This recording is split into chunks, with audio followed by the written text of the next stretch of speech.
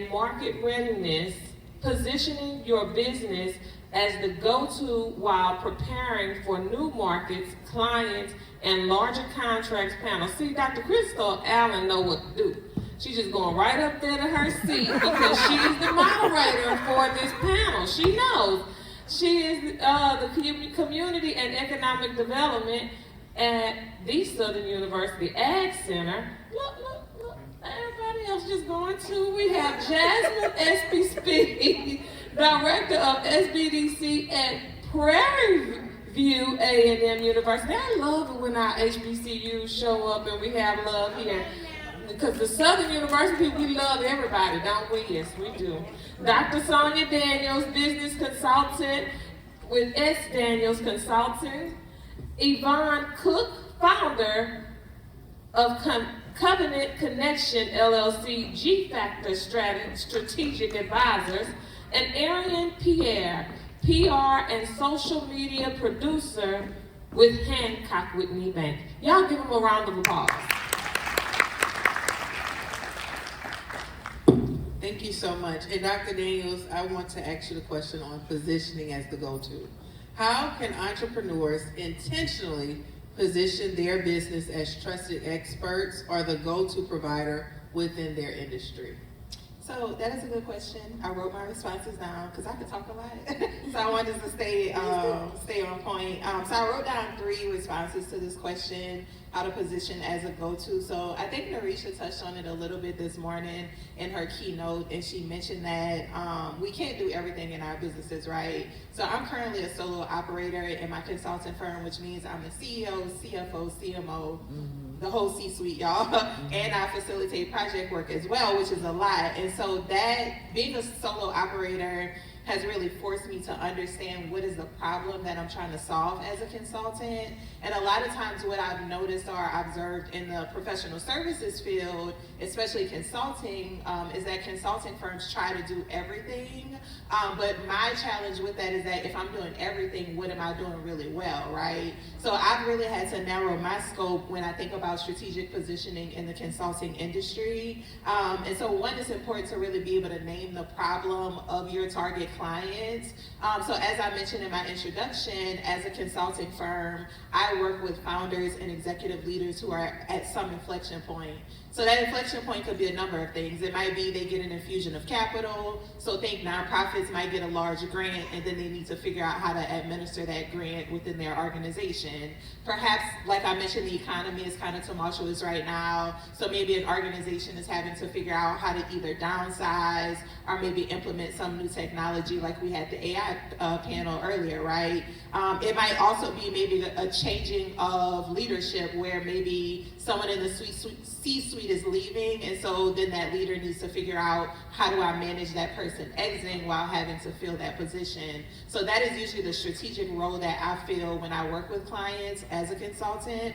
But what's important to that is, as a consultant, I understand when leaders are going through an inflection point, they already have a lot on their plate. So what I ended up doing in my business was developing a framework called capacity protection. So instead of building capacity, what we do with clients is that we actually don't give them more work to do.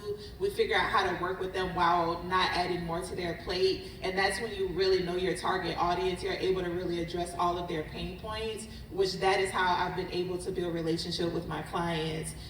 2, when I talk about positioning, it's also being able to create language that people are now repeating. So again, being able to build a framework around capacity protection. Anytime I'm talking about the business, anytime I'm doing marketing, I love LinkedIn so much, y'all. I'm always on LinkedIn. And so anytime I'm having conversations, I'm talking about what capacity protection means and what it looks like in practice.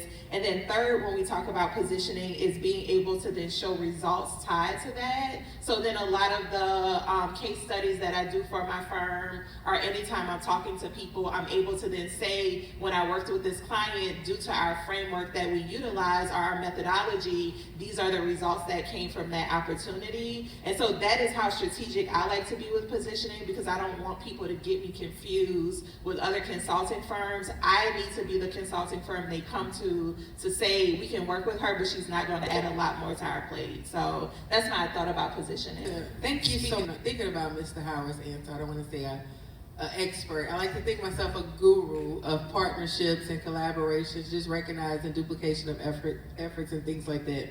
So when we think about strategic partnerships, does anyone on the stage want to speak to how to leverage strategic partnerships for businesses, just to expand their credibility and their reach? Anybody?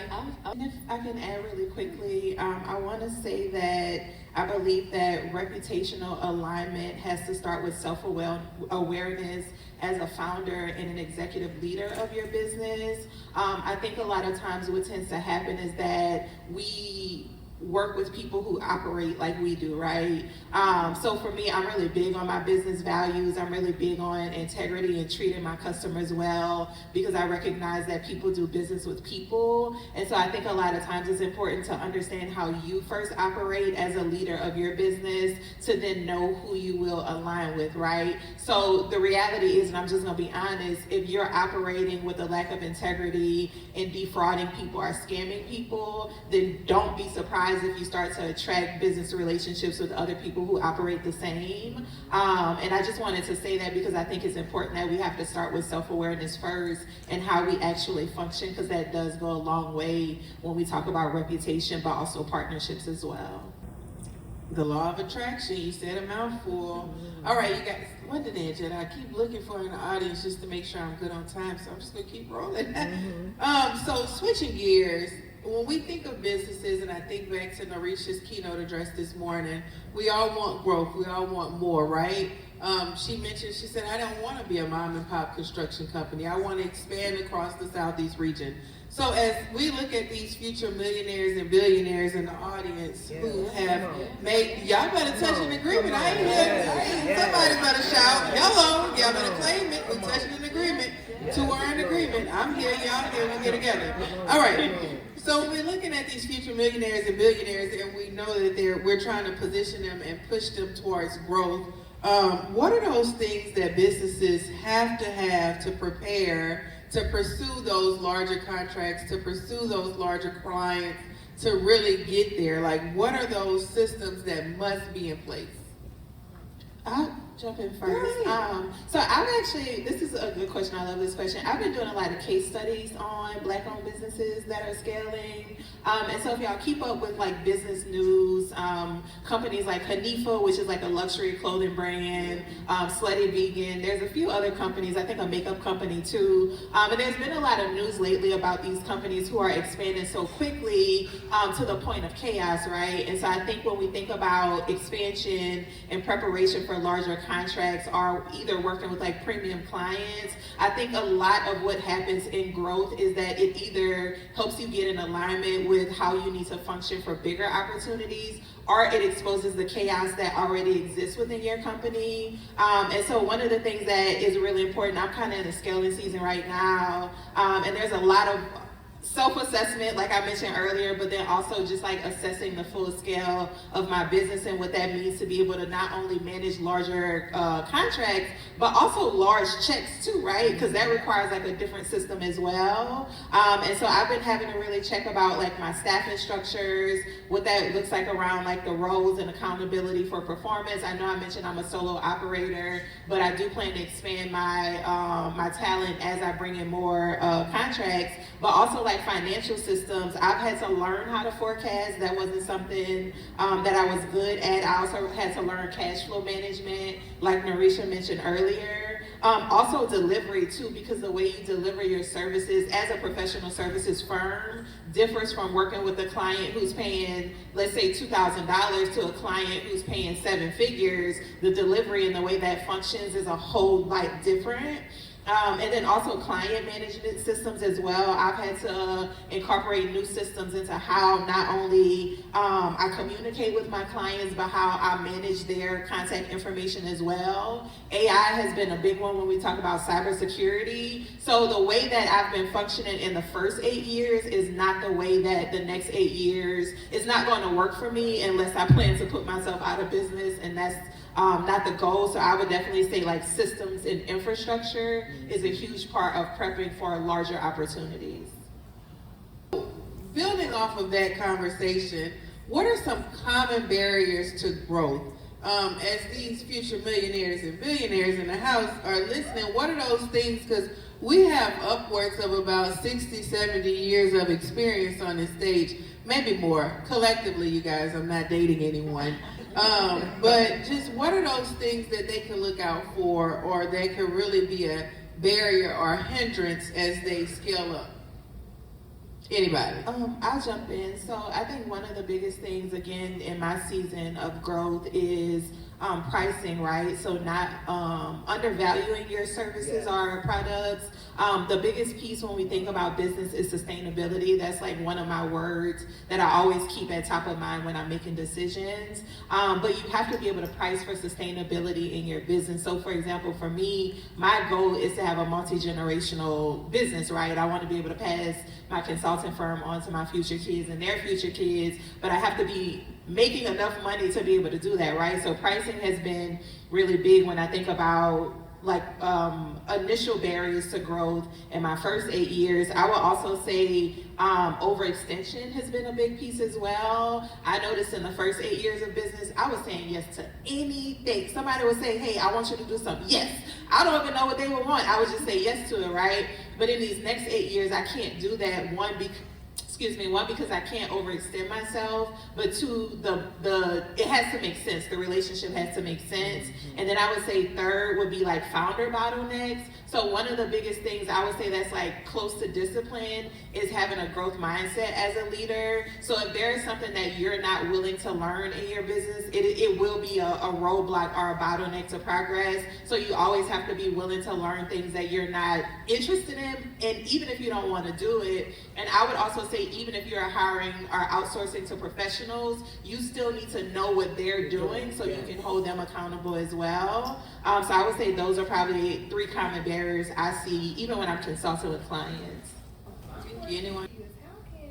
What financial like literacy or budgeting advice can you give us? Because we just doing it from our own pockets, we working, we trying to like, because I'll use myself as an example. When I started, everything, like you said, you couldn't say no to anything, everything looked shiny. Okay, I'm a representation of my own brand, right? So I need to make sure this looks good, this looks good, this looks good, but not building those right relationships. Some people take advantage. I've spent almost $15,000 on my own brand. When now I'm looking back and doing research, looking back, oh, if I did this wholesale, I could have saved this amount of money. Versus if I'm just, oh, okay, well, this is such and such homegirl friend. She says she's gonna give me a discount, but then when you get the product, it's not living up to what it's supposed to be. So do y'all have any like advice or how we can be more financially secure? One thing I would say I find really underutilized in business are grants for business. I think when people think of grants, they think more so on the nonprofit side. But for me, I've been really blessed to be able to win quite a few grants for my business. And I think that's been helpful coming from the nonprofit sector into the for-profit sector. During the pandemic, I think I won about 20K in grants just from knowing how to write grants, but also knowing how to find grants that fund business projects. I always tell people, anytime there's an economic downturn, there are going to be opportunities for grants, for businesses to be funded through grants. And usually what they're looking for is some type of novel idea or concept that they can fund and then you report back on. So for me as a consultant, I'm always developing some type of like project or opportunity that I can use as capital to come into my business. And then the beauty of grants is that I don't have to pay it back. I just have to report on what I did. So I would definitely recommend when you think about money, like Risha said, using other people's money to pay for your own business. Dr. Daniels, I felt the spirit in the room move, and they wanted me to ask you, where can they find these grants? and somebody was thinking it because it came over me. Actually, LinkedIn. So I'm always, like I told you, I swear I'm always on LinkedIn. But what I would tell y'all to do is just Google, not Google, search on LinkedIn grants for entrepreneurs, startups, or funders. And just this week I applied for 2 grants. I got moved into the second round for one of them. But the grants pay anywhere from like $5,000 upwards to $20,000. But LinkedIn, and then also somebody mentioned, I think everybody mentioned building relationships. So if you're able to build relationships with people who work at companies that have grants, it kind of automatically pushes you into the opportunity to know about grants when they come out before they're like actually marketed to the public. So I'm always building relationships to find out if there's money coming in so I can get the money. Thank you. And I hate to be the person to stand between you guys and lunch. And Dinesh has told me that we are at time. So thank you so much, panelists, for volunteering your time to come up here.